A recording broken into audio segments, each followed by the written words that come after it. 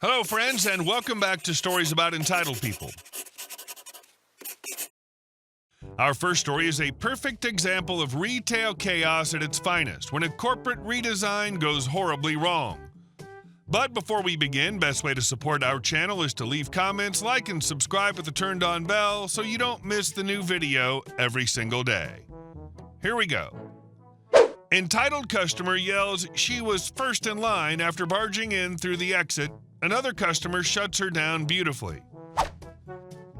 I work for a giant corporate retail home improvement hardware chain. Recently, they decided redesigning the entire front end from returns to checkout was a great idea. Without consulting actual cashiers or customers, they removed the counters, the 3 feet of safe space between customers and the associates who interacts with them in favor of a shoulder-to-shoulder checkout experience. Confused, upset customers abound.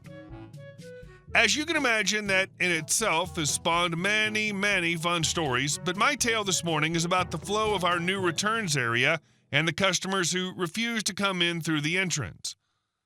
This story's repeated every day, every hour, almost every minute of our day at the new service desk. Our desks are now called pods. Each working desk features a register that can toggle between a sales register, a returns register, order release, and special services, meaning each register and the worker behind it is expected to do everything. Sadly, the customer struggles to understand if you're standing looking at your screen, you're actually working. Yesterday, I was returning a bunch of electrical pieces for a customer. One of his switches did not have a scan tag. We happened to be right next to electrical, so the customer ran to go get one I could scan. My desk is filled with more bags of his returns, so I keep scanning as he runs off to grab one. As soon as he leaves the desk, a woman walks up from the exit behind me. On her phone, I hear, "Well then, I will find another bank. Goodbye." And she hangs up. I'm trying not to look at her because I'm clearly working. I head motion to the few people who are standing waiting in line as she pushes closer to the edge of my desk. Pointing to the line, I say, "Ma'am, the line for service starts right there." As I say this, the guy gets back with the switch and he hands it to me. To my shock, this lady says, "Excuse me, I was here first," to the guy. Normally, I'm a very patient person, but this new layout has me working on my last nerve. I calmly but firmly look directly at her and say, "Ma'am, I told you the line for service starts right there. There are people ahead of you. I was working with this gentleman before you walked up to my desk from the exit. The entrance starts right there." Her: "No, I was here first. I just hung up on a very important call. Had I known I would have not hung up. Now I have to call them back." Me: "Ma'am, I suggest you call her back while you're waiting in line. I'll get to you as soon as I can." Meanwhile, I'm scanning returns the entire time. Her: "What's your name?" The poor guy's just standing there looking totally confused, and I can see he's starting to feel protective of me, which happens a lot in retail when rude people attack service workers. He doesn't miss a beat and says to the lady, "Her name is right there. I guess that explains why you couldn't read the exit sign either." At this, she storms out the entrance, pushing back through the people waiting, while getting back on her phone.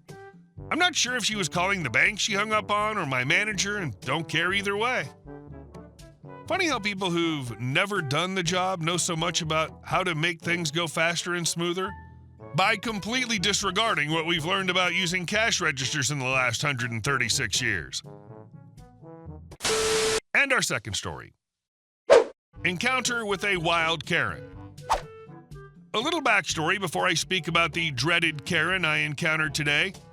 I recently had weight loss surgery. I've made huge improvements to my health, and I can successfully ride a bicycle again after 10 years of my own weight holding me back. I was 400 pounds this time last year and was 376 pounds when I went into the OR. I've gotten down to around 326 pounds. I go in for another appointment tomorrow where they'll weigh me again. As an early birthday gift, my parents surprised me with my very own bicycle. Pink, cruiser style, single speed. I love this bike, and I love the independence it's given me ever since my parents gifted it to me. Now for the encounter with Karen. Today I decided that I was ready for my ultimate goal, riding my bike along the waterfront in my city. I haven't done this in years, but after practicing riding in a nearby abandoned parking lot, I finally felt comfortable riding near other people without crashing. Despite some initial anxiety, I decided to take the bus to the downtown terminal since it's conveniently located right across from the Waterfront trail. About 45 minutes into my ride, I grew tired and decided to take a quick break on one of the benches by the waterfront. It's worth noting that there are two types of paths, one strictly for biking, one strictly for walking/hiking, and some combined paths. The area where I rested was a pedestrian-only zone close to the lake, so to avoid a ticket, I walked my bike when entering and leaving the area. As I started heading back home, I decided to ride my bike home to save money and time. A group of women passed me. One of the girls remarked loudly in a clearly Karen-esque tone, "Oh, you're just burning those calories today, aren't you?" Her friends laughed. I stopped immediately and said, "Excuse me?" Karen, "Nothing. I didn't say anything." Me, "I heard what you said. What gives you the effing right to talk to me like that? You don't know the crap I've gone through. I've had major surgery to get my effing life back." Karen, shocked at my response, "Well, you were walking the bike, and that to me seems lazy. You should be riding it instead." I cut her off. "I'm walking my bike because this is a pedestrian-only zone. I can't ride here even if I wanted to. Plus, you and your friends weren't exactly making room for me to ride by, taking up the entire effing path. I'm not getting a ticket because of your effing ignorance." Karen, "Shut up. I bet you probably stole that bike and you're too effing fat to ride it anyway." Me, "I've been riding for 45 minutes before your filthy sand-filled bleep showed up, so I've happily been working off calories today. Meanwhile, I can smell nothing but Hooters fried chicken on you, and the sauce on your shirt isn't helping your argument or your look right now, Karen." At this point, Karen's friends began apologizing on her behalf, clearly used to her behavior and almost memorizing their apologies. Karen quickly walked away when she saw officers approaching. One officer stopped me after I'd walked off the path, asking if I was okay, thanking me for obeying the rules, and even congratulating me on my weight loss. I continued riding for another 45 minutes on a pleasant trail, but the encounter kept gnawing at me. In the past, I turned to food for comfort, but now I can't. I pushed myself hard to clear my mind and prove to myself, and indirectly to Karen, that I was indeed burning off those calories. Determined to get petty revenge before heading home, I rode my bike back onto the pedestrian path to see if Karen was still around. Sure enough, I spotted her sitting at a picnic table eating fries with her embarrassed friends. As I rode up to their table, Karen had a smug look on her face, seemingly convinced she was still right. I asked loudly, "What, you're not burning off those calories now? I'm surprised you got ketchup with your order. You could have saved money using the sauce on your shirt instead." I want to clarify, I never mock someone for their body image or eating habits since I've been the punchline of every fat joke imaginable since age 7. But after Karen called me fat, accused me of stealing my own bike, and then sat there eating fries shortly afterward, I couldn't pass up this opportunity for revenge. You're doing great. Hope you enjoyed the rest of the ride enough to keep it up. The best way to stay active is to find something you enjoy. And screw that, Karen. Jerks gonna be jerks. All we can learn from them is to not be like them. And our last story. New guy tries to bully rural neighbors, ends up shrinking his own property. We've lived peacefully in our rural Arizona neighborhood for about 8 years. It's a quiet, mountainous area with large 3 to 5 acre horse properties, dirt roads, and neighbors who never bothered each other over small details. We intentionally moved here because we loved the relaxed vibe. No homeowners associations, no meticulously manicured lawns, just people enjoying their space.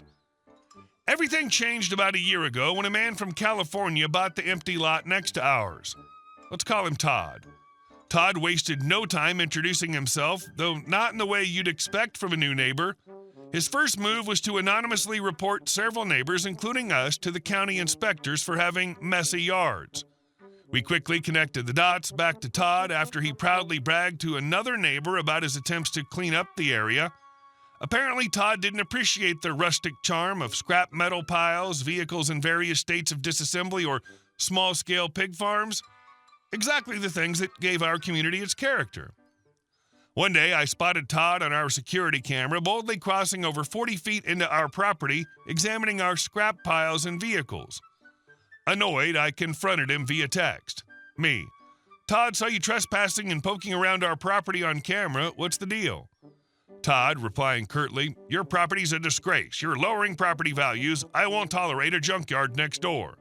Me, "Then maybe don't buy land in a rural neighborhood known for exactly this, and stay off our property." Not satisfied with the confrontation via text, Todd escalated matters by storming onto our front yard the following day. He leaned against our "no trespassing" sign, red-faced and shouting, "Todd, you hillbillies think you can do whatever you want here? I'm going to clean this place up whether you like it or not." Me, "Todd, this isn't California. This is exactly why we live here. And by the way, you're trespassing again." Todd, "Your stupid car is on my property. I'm calling a tow truck to haul that junk away." I looked over to see one of our older vehicles, its bumper slightly touching a fence post that we'd hastily placed years ago, thinking it was vaguely on the property line. It was never meant to be a permanent solution, but nobody cared. Until Todd. Fed up with the threats, we decided it was time to get serious. We called in professional surveyors to officially mark the property line. 2 weeks later, the survey results arrived, and I couldn't help but smile broadly.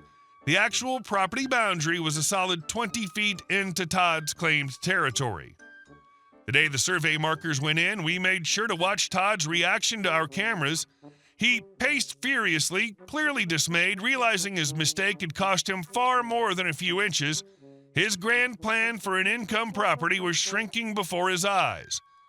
Interestingly, Todd had similar issues with the neighbors on the other side, an older couple who had been pig farming for over a decade. Todd was furious about their sheds and farming equipment, only to find out one of their sheds had been built fully on what was now his property more than 15 years ago.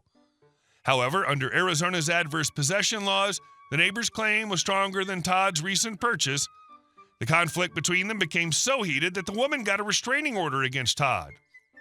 Last I heard, they were headed to court to settle ownership, and from what I understand, the judge wasn't likely to side with Todd.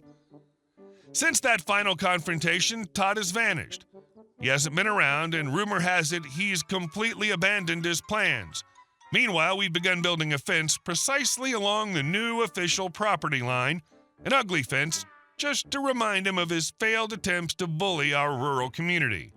In the end, Todd learned a costly lesson about picking unnecessary fights and imposing city sensibilities onto rural neighbors who were perfectly happy with their simple way of life.